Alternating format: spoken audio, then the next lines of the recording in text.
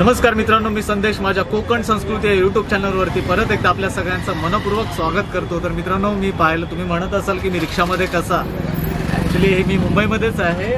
मी actually मित्रांनो आलो आहे गोरेगावमधील आपल्या कोकण महोत्सवासाठी आलो आहे। आजचा शेवटचा दिवस असल्यामुळे कदाचित हा व्हिडिओ 2-3 दिवसांनी अपलोड होईल।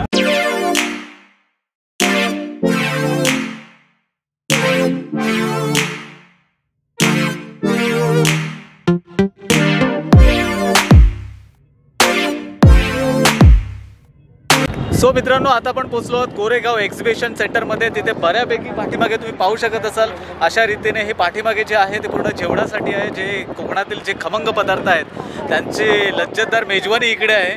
आणि आपल्याबरोबर एक मित्र आहे, आपला सबस्क्रायबर भेटला। नाव सांग मित्र तुझं? राकेश वसंत चव्हाण। राकेश चव्हाण आपल्यासोबत आहेत। मित्र, आवडतात का व्हिडिओ माझे? खूप आवडतात। अरे थँक्यू मित्र।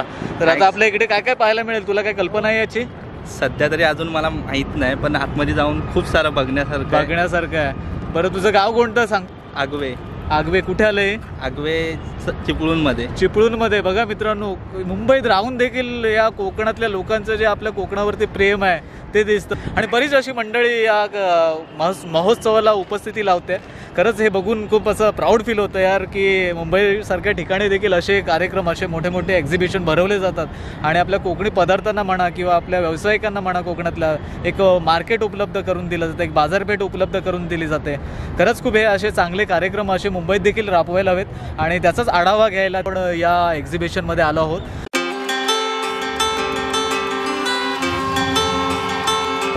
सो मित्रांनो, आता आपण पोहोचलो आहोत 8वा ग्लोबल कोकण महोत्सव, महाराष्ट्र सरकारद्वारा आयोजित हा ग्लोबल कोकण महोत्सव आहे। तर आता आपण गेटच्या आतमध्ये जाणार आहोत आणि आत पाहूया काय काय पाहायला मिळतं आणि काय अनुभवायला मिळतं। कुणबी युवा मुंबईतर्फे आम्ही सुद्धा या ठिकाणी भेट देण्यासाठी आलो होतो आणि मी सुद्धा प्रत्यक्षात आतमध्ये सर्व काही पाहून आलेलो आहे।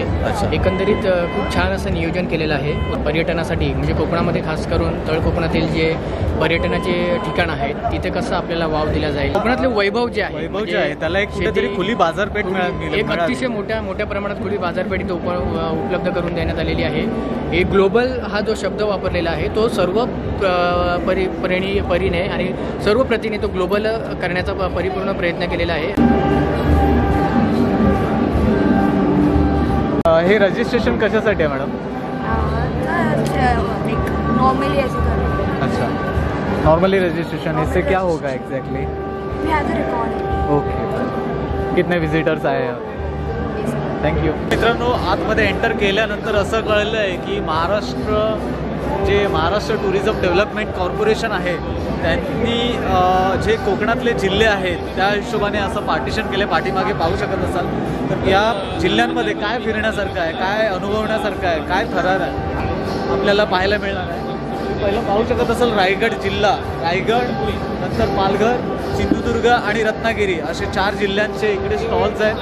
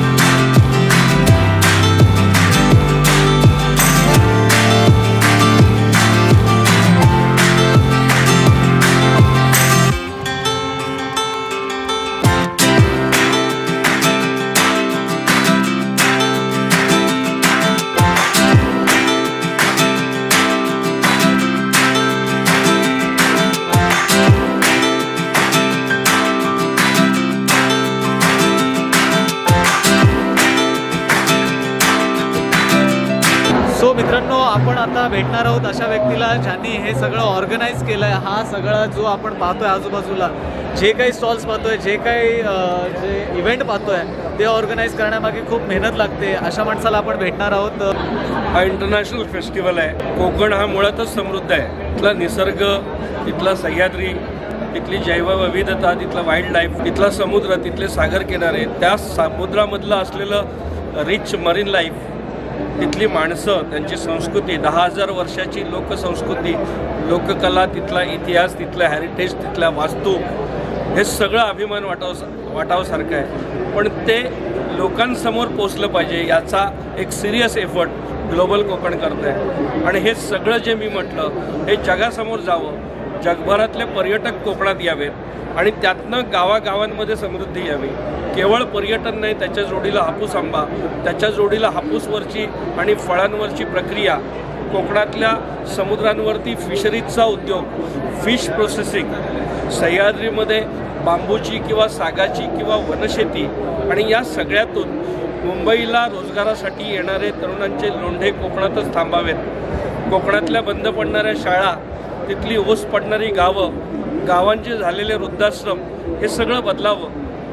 पुन्हा गावं ही संपन्न व्हावीत, समृद्ध व्हावीत, गावात भरपूर तरुण, भरपूर मुलं राहावीत आणि एक समृद्धीचं मॉडेल जे शाश्वत असेल, जे चिरकाल टिकणार असेल, जिथली शेती सेंद्रिय असेल, जिथल्या सह्याद्रीची काळजी घेणारी सगळे तरुण असतील, त्या सह्याद्रीच्या काळजीतून विकसित होणारा पर्यटन व्यवसाय असेल. आणि म्हणून हे सगळं कोकणातले तरुण, कोकणातले पर्यटन व्यावसायिक, कोकणातले प्रोसेसिंगवाले, हे सगळेजण इथे आलेत आणि खऱ्या अर्थाने कोकण 360 डिग्री दाखवण्याचा प्रयत्न ग्लोबल कोकणचा आहे. आणि मला अतिशय आनंद होतो आहे की काल 50,000 लोक या ग्लोबल कोकणमध्ये आली आणि आज जवळपास लाखभर लोक येतील. एक प्रचंड प्रतिसाद निसर्गप्रेमींचा, कोकणावर प्रेम करणाऱ्या माणसांचा या ग्लोबल कोकणला मिळतो आहे. आणि हा ग्लोबल कोकण एक इतिहास निर्माण करताना गेली 8 वर्षे आपण पाहतो आहे. कुठल्याही गोष्टीला एक वेळ यावी लागते.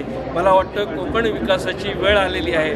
कोकणातले सगळे लोक, मग ते वेगवेगळ्या पक्षाचे असतील, वेगवेगळ्या विचारांचे असतील, जातीचे असतील, धर्माचे असतील, हे सगळे एकत्र येण्याची प्रक्रिया सुरू झाली आहे. आणि पुढची 50 वर्ष तज्ज्ञांच्या मते भारताची आहेत आणि भारत देशामध्ये पुढची 50 वर्ष कोकणाची आहेत. आणि आम्ही सगळेजण मिळून एक समृद्ध प्रदेश पुढच्या 10, 15, 20 वर्षामध्ये निर्माण करण्याचा जो संकल्प आहे, त्याकरता या पर्यटन प्रदर्शनामध्ये, या ग्लोबल कोकणमध्ये आपल्याला अगदी एक गाव केलेलं आहे. इथे वेगवेगळ्या परिषदा आहेत, वेगवेगळ्या बिझनेस मीट्स आहेत. इथे सह्याद्रीचं प्रेझेंटेशन फॉरेस्ट डिपार्टमेंटने केलं आहे. इथे आपण एक इलेक्ट्रिकवरती आणि सोलरवर चालणाऱ्या सायकल आणि मोटरसायकल आणि कार्स, म्हणजे आपण ग्रीन विलेजेसची संकल्पना पर्यटनात मांडतोय. इथले तरुण, मग आता आपण रत्नागिरीच्या स्टॉलमध्ये उभे आहोत, बाजूला सिंधुदुर्गचा आहे, रायगडचा आहे, पालघरचा आहे. इथली रत्नागिरीची मुलं रत्नागिरीचं ब्रँडिंग मँगो सिटी म्हणून करतात. असं पहिल्यांदा कोकणात घडतं आहे की तिथले लोक येऊन आपल्या शहराचं ब्रँडिंग करतात. रत्नागिरीमध्ये इथे सुभाष ठाकूर देसाई आणि कौस्तुभ सावंत आणि सगळे रत्नागिरीतली मुलं इथे स्कुबा डायव्हिंग करतात, इथे स्नॉर्कलिंग करतात, इथे ॲडव्हेंचर स्पोर्ट्स करतायत. म्हणजे आपलं रत्नागिरी पुढे यावं म्हणून तिथल्या रत्नागिरीतले तरुण आलेत, असंच सिंधुदुर्गातले आलेत. मला वाटतं परिस्थिती बदलते. कोकणातली नकारात्मकता, कोकणातली उदासीनता काही होणार नाही किंवा एकमेकांबद्दलची असूया, हे सगळं बदलतंय. आणि त्याच्याऐवजी एकमेकांना खांद्यावर घेणारे खेकडे आणि एका खेकड्याला बाहेर पडायला मदत करणारे खेकडे, म्हणजे खेकडे आपण म्हणतो तसे नाही, तर आम्ही सगळेजण एकत्र येऊन एकमेकांच्या मदतीने आमचं कोकण पुढे नेण्याची प्रक्रिया सुरू केली आहे. आणि या सगळ्यामध्ये सगळ्यांची मदत आम्हाला लागणार आहे. जे जे या ग्लोबल कोकणला आलेले आहेत, या सगळ्यांचे धन्यवाद.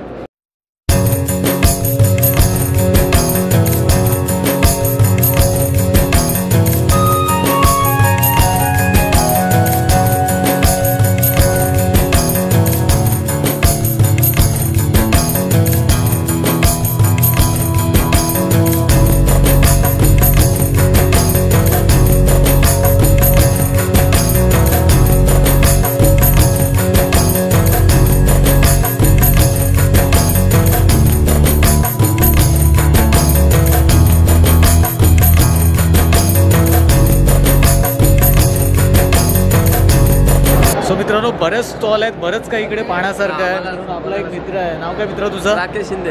राकेश शिंदे. तू कुठून आहेस? गाव कुठलं? गाव. कुडाळगाव. मग हे काय कुडाळवरून काय आणलंय? आमरस आणलाय हा बघा, आंब्याचा प्युअर हापूस देवगडचा. या कोकण आपलाच असा, काय कोकणात नाही असा, सगळं असा, सगळे काय व्हाया ते असा, काजू असा, आंबो असा, सगळं असा. ते मन मनात गेली तर मन पण असा माझ्याकडे. बोल ना. गाव फिरानीला आणि उमरे घेऊन आपण मेलो. आता म्हणजे काय ते सांग. त्याचं मनाचा असा तर मुंबईत जर इलो तर गाव फिरायला इलो आणि मुंबई घेऊन आपटान मेलो. पण असं का मनात काय हरकत नाही, कारण आम्ही आज मुंबई गेलो आणि मुंबई बघली.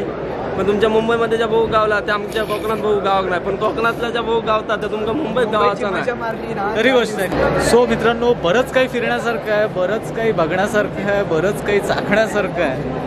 मित्रांनो, ह्या प्रदर्शनामध्ये खरंच एक वेगळे पण वाटतंय, एक आपले पण वाटतंय.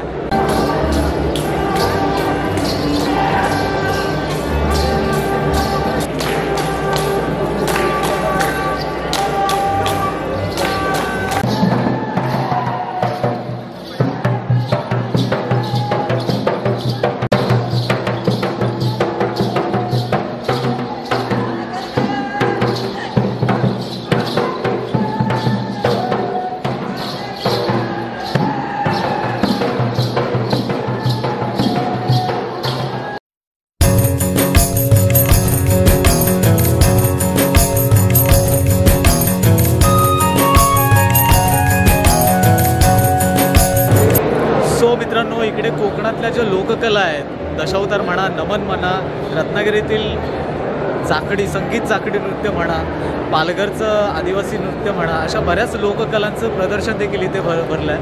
नमस्कार, मी संजय लोकम.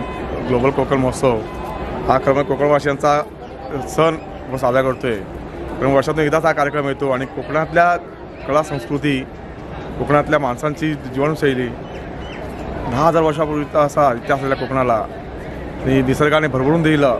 आपण जेव्हा बोलतो ती भूमी म्हणजे कोकण, त्या कोकणातला हा इंटरनॅशनल फेस्टिवल आहे कोकण ग्लोबल कोकण महोत्सव. आणि हा महाराष्ट्र शासनाच्या सहकार्याने हा इथे साजरा होतो आहे.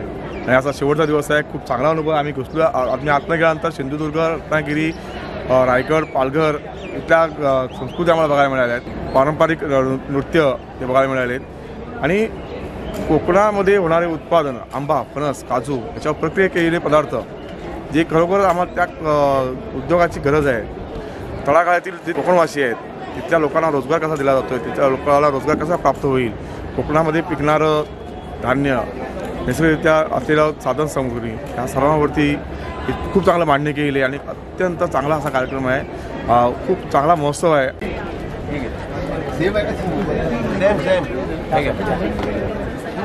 त्यापैकी आपला एक सबस्क्रायबर मिळाला आपल्याला. नाव काय मित्र तुझं? सचिन मोरे. तुमचं नाव काय? प्रतीक पवार आपला सबस्क्रायबर आहे. आणि तुमचं नाव काय साहेब? सचिन मोरे. सचिन मोरे सर. आपल्याकडे कोकणामधले काही प्रोडक्ट आहेत. ओले काजू आहेत, आंबावडी आहे, कुळीत आहे, परत काजूगर आहेत, लेमन, कोकम सरबत, बाकीचे टोटल अशा जवळपास 50-60-70 प्रोडक्ट आहेत.